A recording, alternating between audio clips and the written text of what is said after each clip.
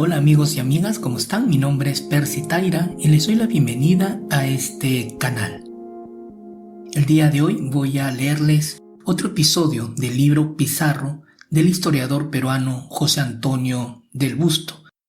Esta vez quiero compartir con ustedes cómo fue posible que miles de soldados incas, algunos dicen que eran casi 30.000, pudieron ser derrotados por un grupo de poco más de 160 soldados españoles.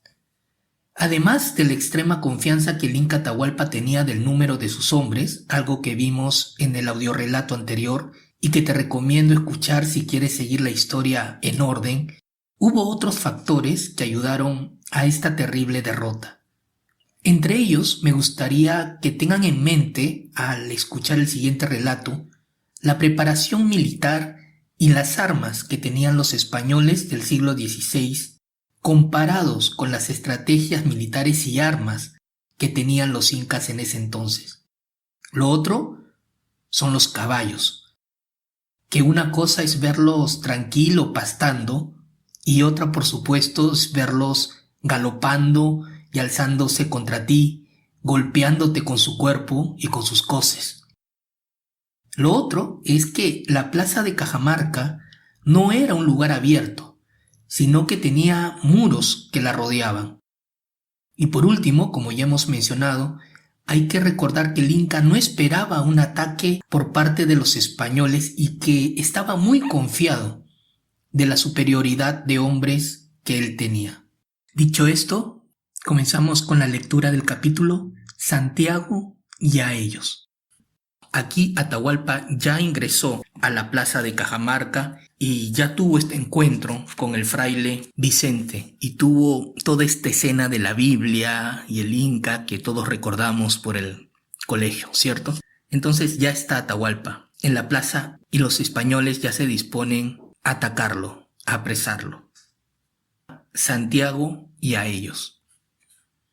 Ante las voces del acalorado fraile, Francisco Pizarro, con mucho ánimo, se puso al frente de los suyos y ordenó comenzar la función bélica. Eran las 5:30 de la tarde. El fatídico disparo retumbó en el interior del adoratorio. Alguien agitó la toalla blanca para que la viera Candia, y el artillero acercó entonces la tea al falconete. Mientras se consumía la mecha, rasgaron los aires las trompetas de Juan de Segovia y Pedro de Alconchel. Luego sonó la explosión, y se oyó en la plaza una gritería infernal. Casi al mismo tiempo, Soto, seguido por Pedro Cataño, irrumpió en la plaza con sus jinetes, sembrando el caos entre los indios. Los caballos, cargados de cascabeles, relincharon como nunca y embistieron, mientras los quiteños, sin tiempo ni espacio para sacar sus armas, contenían con el pecho el impacto de los brutos. Para mayor confusión, salieron más caballos con Hernando Pizarro y Belalcázar, y de sendas arremetidas derribaron muchos indios por el suelo. Los cascos equinos se hundieron en las librias de colores y los cuerpos crujieron bajo los herrajes de hierro. Detrás de los caballos solo quedaban indios malheridos, vomitando sangre, y algunos muertos a lanzadas. El cuadro era apocalíptico. Atahualpa se puso de pie sin atinar a nada, presenciando cómo los carneros grandes, entre comillas, cual barcas poderosas, rompían con sus quillas ese mar de guerreros sorprendidos. El Inca miraba a un lado y a otro, pero por todas partes veía solo destrucción. Sus hombres corrían y gritaban tratando de ganar las 2 portadas de la plaza, pero éstas estaban copadas por los caballos. En las entradas de las calles, los barbudos también le cerraban el paso con talanqueras de palos y los acuchillaban sin piedad. Luego se daban con los muros del cerco que les vedaba la salida y optaban por quedarse quietos, desconcertados, sin saber a qué atinar. Al verlos así, los jinetes gritaban: «¡Santiago, Santiago!», y aguijando sus corceles se lanzaban a matar. Los únicos que parecían inmutables en ese ambiente de carreras eran los fieles cargueros que portaban la litera imperial. Tras los caballos salió Juan Pizarro, que mandaba el centro de la infantería. También Cristóbal de Mena y Juan de Salcedo, que comandaban las alas. Estos, a una, Atacaron por los flancos, pero Juan Pizarro por el medio llegó con sus hombres hasta la litera del señor de Chincha, al cual mataron allí en las andas. El empuje de la caballería era terrible y nada lo podía contener. Los caballos seguían relinchando, pisoteando y salpicando a todos con su saliva blanca. Los quiteños, nada acostumbrados a luchar contra corceles, solo estaban atentos a no ser arrollados por las bestias, circunstancia que aprovechaban los encabalgados para hundir sus lanzas en ellos.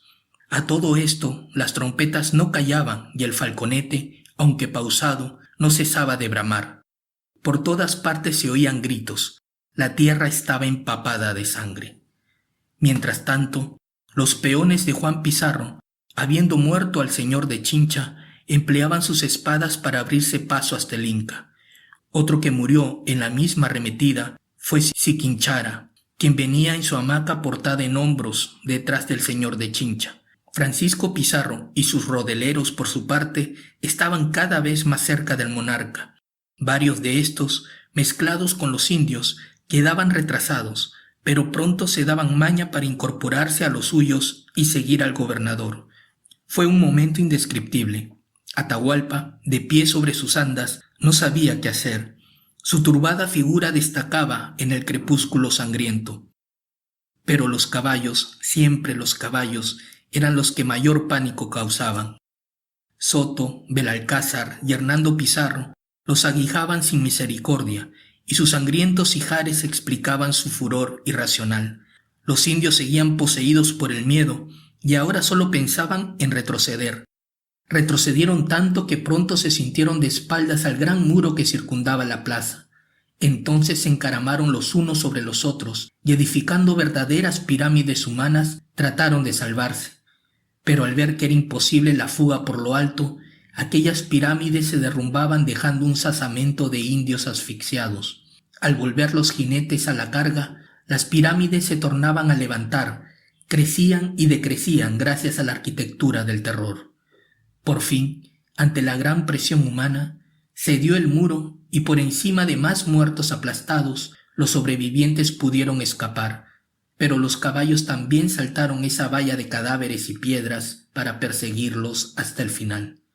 Los caballos, sudorosos y jadeantes, parecían sedientos de sangre. Pues bien, este ha sido el relato de José Antonio del Busto, y ahora voy a leerle esta nota que pertenece a otra obra, pero que me parece que ejemplifica muy bien cómo debió vivirse ese momento de terror entre los soldados y seguidores del Inca Atahualpa. Los españoles tenían la ventaja de intuir lo que iba a suceder. Los indios vislumbraron otra cosa y fueron víctimas de la sorpresa y del temor a lo desconocido. Estas dos clases de miedo terminaron favoreciendo a los castellanos, porque el disparar de los arcabuces, el tronar del cañón, la aparición de la caballería por tres frentes, los equinos relinchando y echando espuma por los hocicos, el tintinear de los cascabeles y el sonar de los herrajes, también las trompetas de metal, la irrupción de la infantería y el grito de Santiago, común a infantes y jinetes, fueron óptica y auditivamente experiencias insospechadas que los quiteños vivieron por primera vez. Los españoles, a la larga, mataron pocos indios. La mayoría murió por la fuerza y presión de la masa indígena despavorida y descontrolada. Los indios, convertidos en multitud ciega, se mataron entre sí al tratar de huir. Se aplastaron contra los muros internos de la plaza, se asfixiaron al arrinconarse en las esquinas, también murieron pisoteados.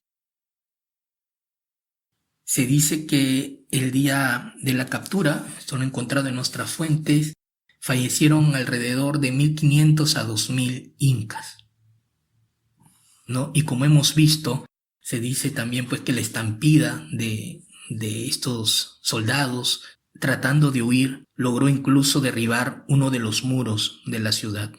Pues bien, amigos, esta ha sido la lectura para entender más o menos por qué tal número de indios y seguidores del Inca pudieron ser derrotados por un puñado de soldados españoles.